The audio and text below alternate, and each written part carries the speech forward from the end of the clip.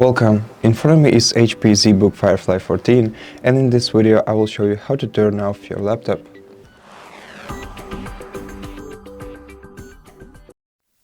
To do that, simply press the start button, then go into the power options and select Shutdown, and then just wait until your device turns off.